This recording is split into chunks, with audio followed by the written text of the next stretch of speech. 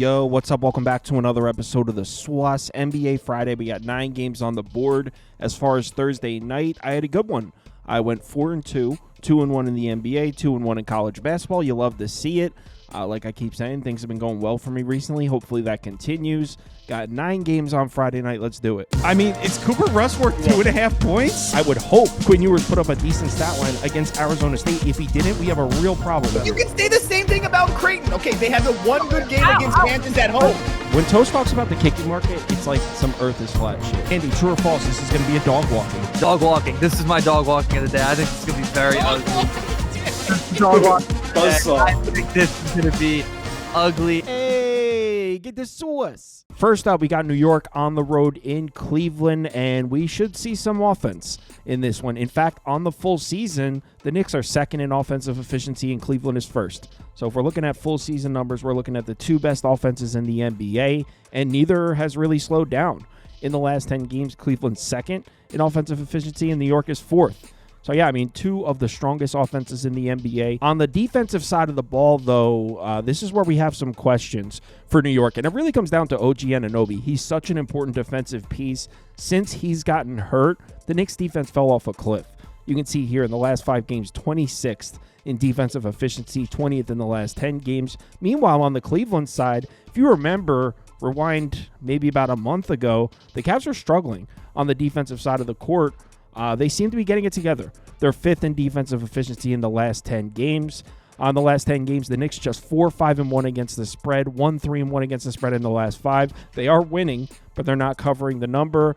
You can kind of say the same thing about Cleveland. They're 8-2 in the last 10, just 2-3 against the spread in their last 5. It's actually been a while since these 2 teams played. Back on October 28th in Madison Square Garden, Cleveland got the win, 110-104. So the Cavs came into New York, were able to beat this Knicks team. They haven't played since then, though.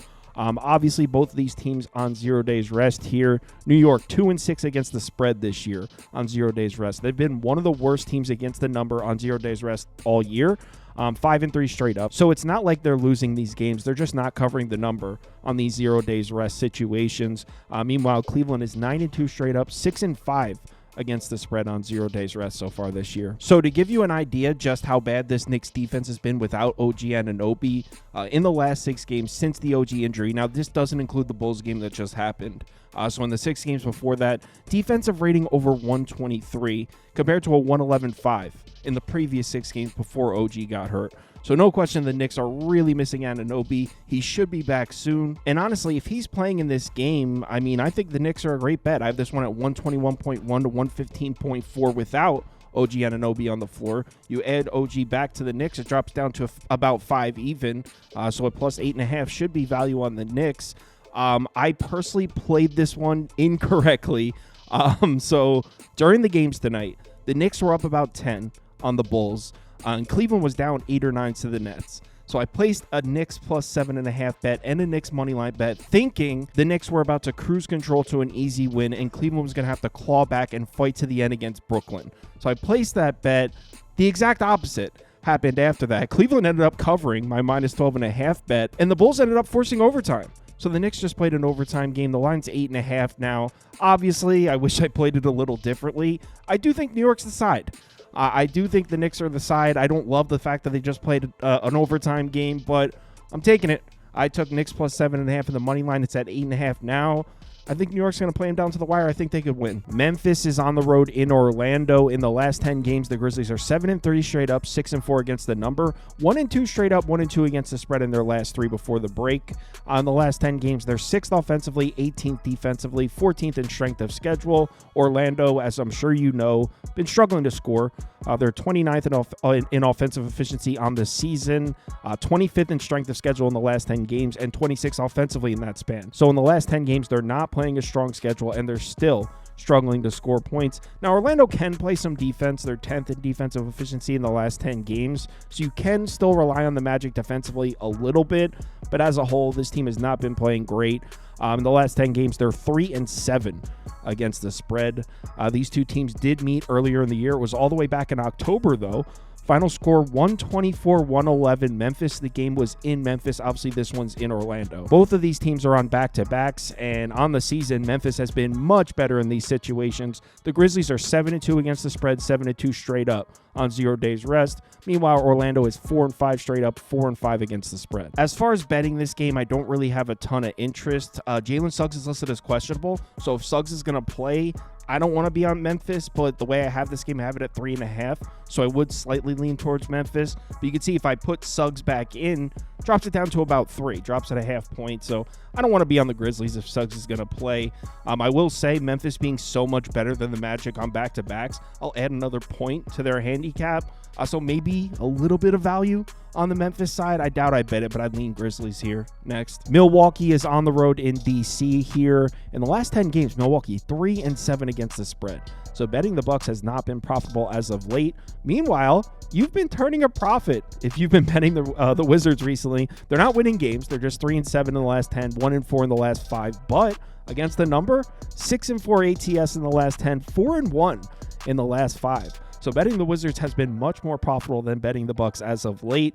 On the last 10 games, I mean, look at these efficiency numbers from the Bucks. 21st offensively, 23rd defensively against the 22nd strongest schedule in their last 10. So the Bucks not playing great basketball, obviously not having Giannis out there certainly contributes to that, but those numbers are definitely alarming. Meanwhile, on the Wizards side, they're 23rd offensively, 27th defensively against the 19th strongest schedule. These two teams have met twice already this year, once in November, once in December. Both of these games were in Milwaukee. Bucks won both of them, 124-114, 112-101. The Wizards covered one of these because they were catching double-digit points. So the Bucks beat the Wizards twice this year. Both of those games were at home, once by 10 points, once by 11 points. Now, obviously, the Bucks are on a back-to-back. They just played the Clippers earlier tonight. On the season, betting Milwaukee in these spots has not been profitable. 2-7-1 against the spread on 0 days rest this year. So that alone pushes me over towards the Wizards side. I'm not thrilled with the idea of betting Washington, but like we pointed out before, betting the Wizards has been more profitable than betting the Bucks as of late. Maybe they get Giannis back, we'll see. But I'm definitely leaning towards the Wizards here. So will I actually place that Wizards bet? As of right now, I haven't. I have this one about 9.5 when both teams are at full strength. We got no Malcolm Brogdon. Where does that put it? About 10.5 with no Brogdon. But look at this. You take out Lillard, Giannis, and Andre Jackson. Drops almost down to a pick. Should be Milwaukee -1, basically. So, I mean, with all those guys listed as questionable, if one or even two of them are ruled out, maybe there's some value on the Washington side.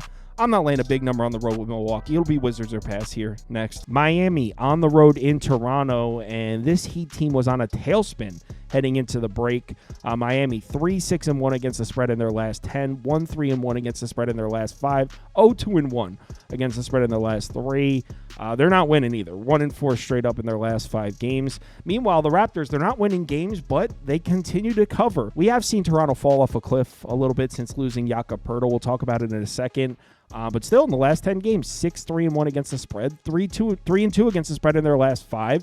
On the last 10 games, Miami's 28th offensively, 12th defensively, 5th in strength of schedule. Toronto, 27th offensively, 13th defensively, 8th in strength of schedule. So actually in the last 10 games, these two teams are pretty even. No major injuries on the Miami side. As of right now, looks like all the main pieces should be active here for the Heat. On the Toronto side, still no Brandon Ingram. He will not make his Raptors debut yet. Also, Jakob Poeltl is going to miss another game, and that is a concern. We'll talk about it in a second. First, let's talk about the Miami Heat, the lack of an offense, we should say. As I mentioned before, the Heat have not been playing good basketball. 3-8-1 against the spread, 4-8 straight up in their last 12 games. Look at their offensive rating in the last 12 games, 107. That is terrible. Effective field goal percentage down close to 51%. This Heat team just can't score points right now. So how can we lay points on the road with this Miami Heat team? Well, here's how you can consider it. Look how bad the Raptors have been since Jakob Poeltl got hurt. In the last 5 games, no Jakob Poeltl out there. They have a 104 offensive rating and a defensive rating up close to 118. Terrible on the offensive side of the court. Terrible on the defensive side of the court. They can't rebound. This Raptors team is terrible without Poeltl. And the crazy part is they were actually playing some good basketball before Poeltl got hurt. In the previous 11 games before Jakob Poeltl went down, defensive rating down below 108, offensive rating at 113. I mean, the Raptors, they were winning games. They were covering the number. They were playing some good basketball. They need Jakob Poeltl back, and unfortunately, he's been ruled out for this one. As far as betting this game, I kind of want to be on Miami, minus 3.5. I mean, I'm not thrilled about laying 3.5 points on the road with a team that can't score. Also, my model has this one closer, has it leaning towards Toronto. We can adjust it a little bit because the Raptors have been that bad without Poeltl, so we can add a half point on one side, take away a half point on the other side. But, I mean, still, I can't get to 3.5, so I guess heater pass, but probably just a pass. Maybe an over. I'm not mad at an over here. So over a pass, heater pass next. Detroit on the road in San Antonio. The Spurs are coming off a win over the Suns. On the last 10 games, the Pistons have been playing some ball. They're 7th offensively, 7th defensively against the 16th strongest schedule. They're 6-4 straight up, 6-4 against the spread. In the last 5 games, 4-1, 4-1. Meanwhile, San Antonio, 3-7 against the spread in their last 10. This isn't including the game just ended against the Suns, so they did win. But no question, the Pistons have been playing much better basketball than the Spurs. As far as injuries on the Detroit side, it's just Jaden Ivey.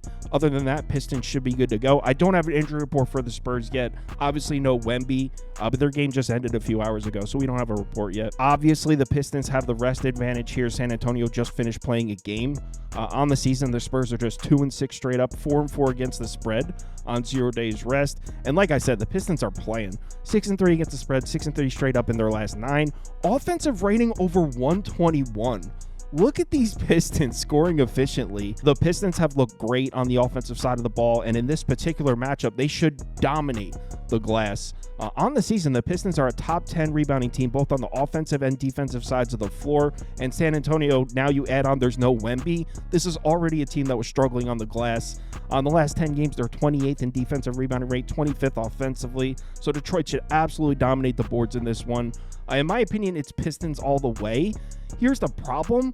My model has this one leaning towards San Antonio. I mean, even after I take out Wembanyama, it's still saying the Spurs should be short favorites here. I add a couple points onto this one, a point on each side because of San Antonio on the back-to-back, but still, it's still saying the Spurs should be short favorites here. So the model disagrees. I'm betting against the model. I took the Pistons minus 3.5. I think it's at 4.5 now. I like the bet, even though the model disagrees. Fade in the model. Next game. New Orleans on the road in Dallas. On the last 10 games, the Pelicans are 22nd offensively, 30th defensively. This has been the worst defense in the NBA in the last 10 games, this Pelicans team. They are 6th in strength of schedule, so maybe we can cut the Pelicans a little bit of slack. They played a strong schedule, but I mean, they're up against a team that is scoring points. The Mavs have all kinds of injury problems, but they haven't had problems scoring. In the last 10 games, they're 8th offensively. That's against the 18th strongest schedule. They, too, are struggling on the defensive side of the ball. Actually, in the last 10 games, these two defenses, 30th and 28th. So probably not going to see a ton of defense in this one. On the last 10 games, Dallas has been much better in terms of results. 7-3 against the spread in their last 10, this Dallas team. 5-0 in the last 5, 3-0 in the last 3, obviously. New Orleans, 1-9 straight up, 4-6 against the spread in their last 10. Injuries on the Pelicans side, we got no Brandon Boston. He's been ruled out. Misi, the center, he's also listed as questionable. On the Dallas side, we have a crime scene here. Klay Thompson questionable, PJ Washington questionable, Anthony Davis out, Derek Lively out, Caleb Martin out, Daniel Gafford out. So again, this Mavericks team is playing without their entire front court. They have no bigs right now, but you know what?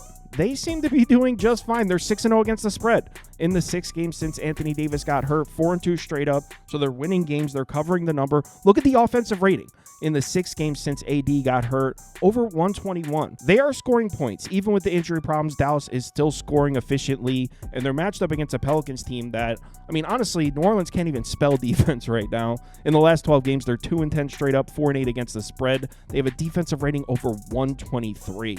New Orleans can't stop anybody. So Dallas, even with the injury, should have no problem scoring on this Pelicans defense. The problem for Dallas, as I mentioned before, is they just can't make stops. Just like the Pelicans, Dallas can't make stops either, especially without Anthony Davis, no Gafford, no Lively. They have nobody under the basket. In their last 6 games since they got hit with the injury bug, they have a defensive rating close to 118. That's definitely not good. And this Pelicans team, it's bad. It's been ugly. They can't stop anybody, but in their last 14 games, we're looking at an offensive rating of 114. So the Pellies are capable of scoring, and I mean, we got Zion on the floor. Who's stopping Zion from getting to the rim?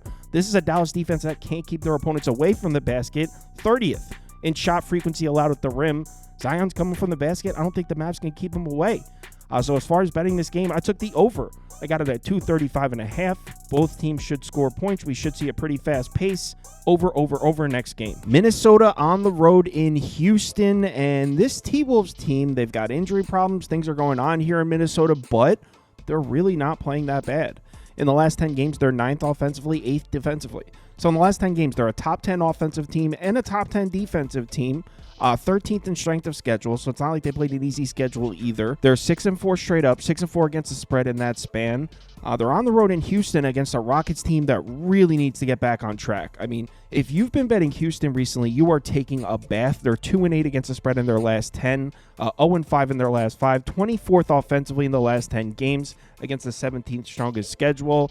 Injuries on the Minnesota side, like I said, they've got issues all over the place. Still no DiVincenzo, still no Julius Randle. We got Rudy Gobert listed as questionable, Anthony Edwards listed as questionable, Mike Conley listed as questionable. So like I said, Minnesota is by no means healthy right now. On the Rockets side, still no steady Freddie. Fred VanVleet has been ruled out. Tari Eason also on the report. He's listed as questionable. Like I said, Minnesota's been fine. I mean, since the Julius Randle injury, that was 9 games ago, they've got an offensive rating close to 119. 5-4 against the spread. I mean, they've been fine. Defensive rating at 111. They're really playing some decent basketball right now, and straight up, Houston isn't. 2-7 against the spread in their last 9. Defensive rating looks bad. Offensive rating looks bad. Straight up, the T-Wolves were playing better basketball than the Rockets were heading into the break, so they're giving us points. Why wouldn't we take Minnesota plus 3.5 right now? Well, I'll tell you why not. The injury report. Because if you look at the score projection with Edwards, Conley, and Gobert on the floor, we're looking at 108.5 for the Rockets, 106.3 for Minnesota. So plus 3.5, plus 4. Decent bet on the T-Wolves. But look what happens when we take those guys off the floor. What are we looking at? 111.3 to 99.2. So tough to place a bet without knowing the status of those 3 guys. If they all play, maybe I throw a bet down on Minnesota, but as of right now, it'll be T-Wolves or pass. Next game. Oklahoma City on the road in Utah.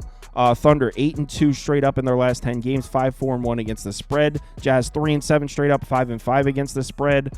Oklahoma City 3rd offensively, 2nd defensively in the last 10 games. So this is a top 3 team, both offensively and defensively in their last 10. Utah 19th and 24th. We do have to point out that the Jazz have played a stronger schedule in that span. They're actually 7th in strength of schedule in the last 10. So maybe based on the strength of schedule, Utah might be a little bit undervalued, but clearly one of these teams is a lot better than the other. You did not need me to tell you that.